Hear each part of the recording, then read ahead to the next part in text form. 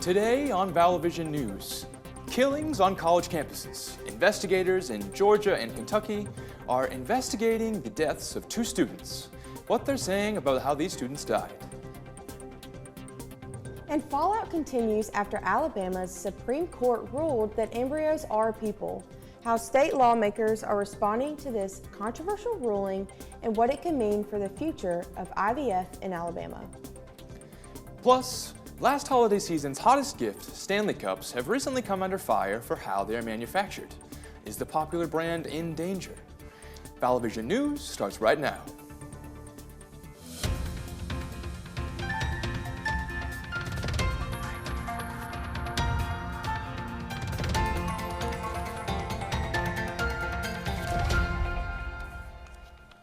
Hello and welcome to Vall News. I'm Steve Haymond. And I'm Ashley Hall. Thanks so much for watching. Killings at college campuses across the South have many students on edge. In Kentucky, a student was found dead in his dorm room Saturday, and his teammate has been charged with his murder. The deceased student was identified as Josiah Kilman, an 18-year-old student on Campbellsville University's wrestling team. Charles E. Escalara, a 21-year-old student, also on the wrestling team, was arrested and charged with 1 count of murder and 1 count of second-degree burglary. Campbellsville University President Joseph Hopkins said the school community was grieving a heavy loss. Police in Georgia have a man in custody after a junior nursing student at the University of Georgia was found dead last week. Police say they found Laken Riley's body near a lake on the UGA campus last Thursday, after a friend reported her missing when she didn't return from a morning run. Officials say she died from blunt force trauma. The suspect, 26-year-old Jose Antonio Ibarra, was taken into custody Friday. Federal immigration authorities now report that Ibarra is not a U.S. citizen or a student at UGA. The fallout from an Alabama Supreme Court ruling that frozen embryos are children and those who destroy them can be held liable for wrongful death continues. Friday, the state's attorney general said he had no intention of prosecuting IVF families or providers. But many doctors and people who hope to become parents through IVF have questions and concerns. CNN's Jen Sullivan takes a closer look. In Alabama, 3 of the state's 5 fertility clinics have halted or will halt certain in vitro fertilization treatments over concerns their personnel could be at risk. This comes a week after a controversial decision by the state Supreme Court. The court ruling that frozen embryos are children and those who destroy them can be held liable for wrongful death. The decision leaving families undergoing fertility treatment scrambling for answers. To now be told that there are even fewer options available is heartbreaking. Rebecca Matthews is the mother to 2 children born through IVF. I started to really worry about what our options were with our remaining frozen embryo going forward. IVF is when an egg is removed from a woman's body and combined with sperm inside a laboratory before being implanted. It's a multi-stage treatment that can cost thousands of dollars. Some fertility doctors in Alabama say the court's ruling hurts patients. This ruling makes it impossible for me to offer IVF. This means that my patients won't be able to access the best fertility care. Alabama lawmakers on both sides of the aisle are working to immediately pass legislation to protect IVF. As lawmakers, we focus on solving the problem immediately, so that family has an appointment on March 11th will be able to go through with this process. House Democrats introduced a bill that would establish fertilized human eggs stored outside a uterus aren't considered human beings under state law. I'm Jen Sullivan reporting.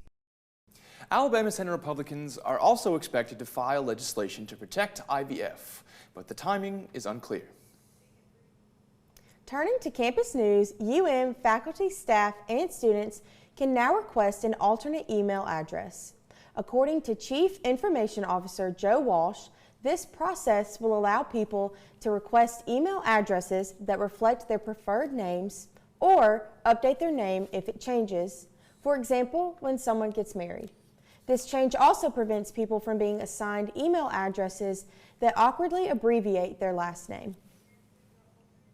I just hope people who have been stuck with email addresses that don't make sense or don't accurately reflect their preferred name or real name will take advantage of it. It's an easy process, and we're happy to do it. For students and employees interested in starting the process, we have more information on our website, valvisionnews.com. In other campus news, Communication Career Day is this Wednesday.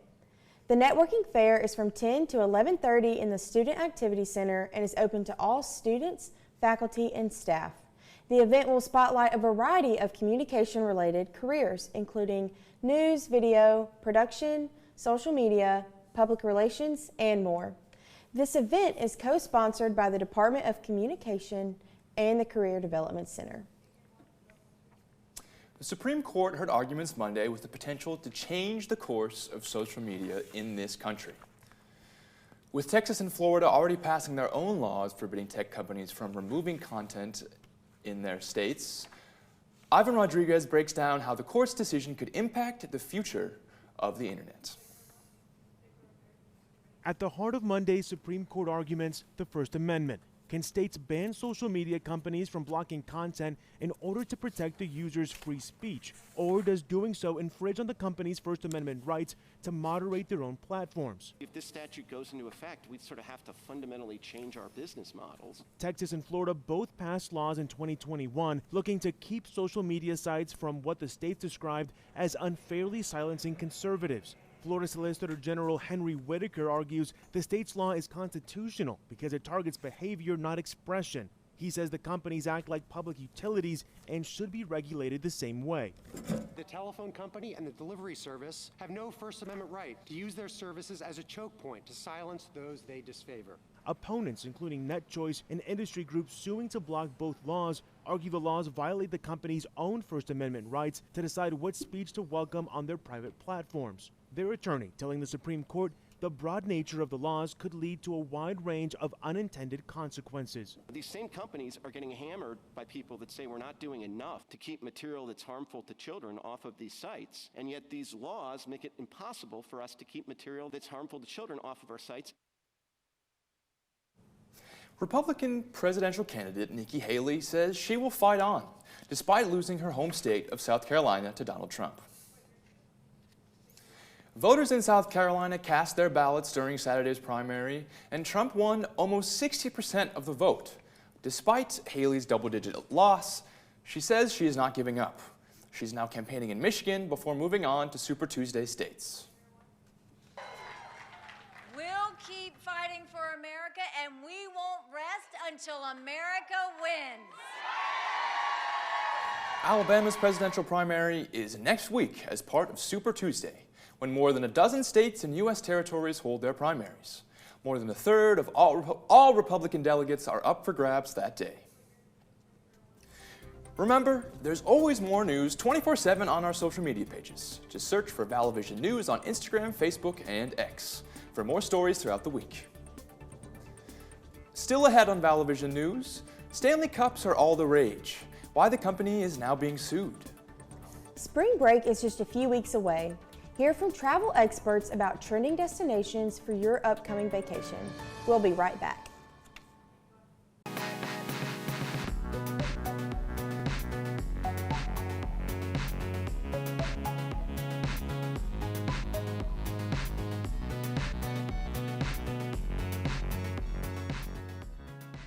Create your future as a social media manager, filmmaker, journalist, and so much more with a degree in communication studies and mass communication. Visit montevallo.edu/COFA for more information. You belong at Montevallo. Back to ValVision News. Spring has sprung in Montevallo. The American Village opened up their annual Festival of Tulips last Saturday. The festival will be open 10 a.m. to 4 p.m. Monday through Saturday and noon to 4 on Sundays. Admissions is $5 per person and tulips are $2 each. If you weren't able to make it, don't worry. Tulips are set to be in full bloom this upcoming weekend. For more information on this year's Festival of Tulips, visit valvisionnews.com.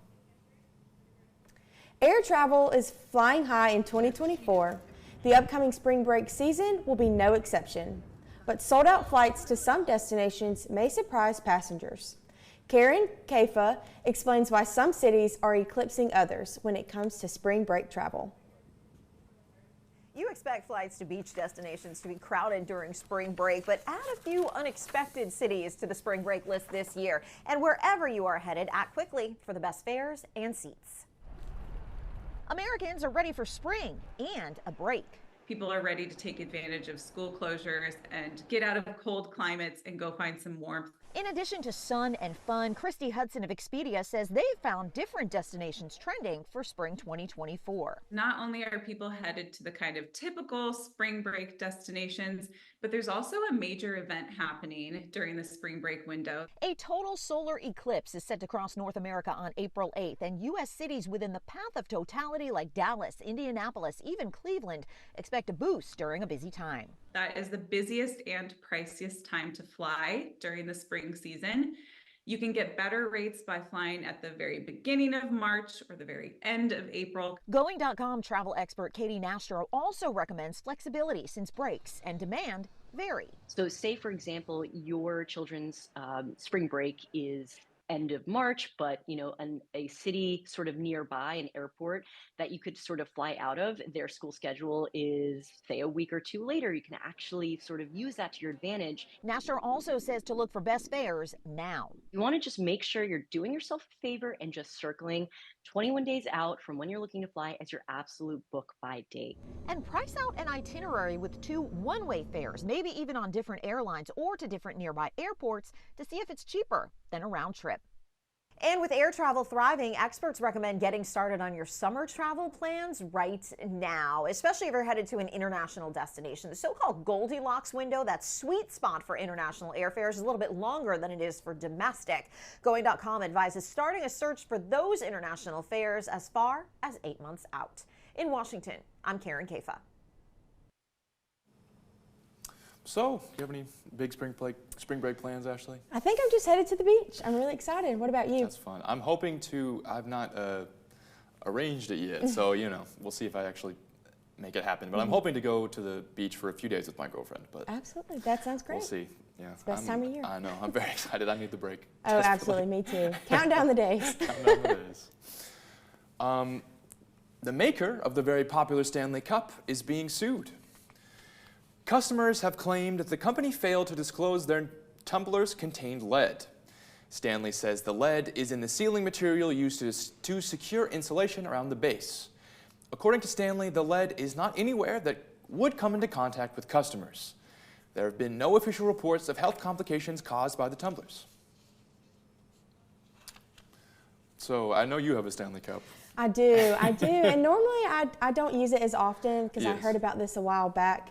But then I started using it again, so I guess it's time to swap back to my usual.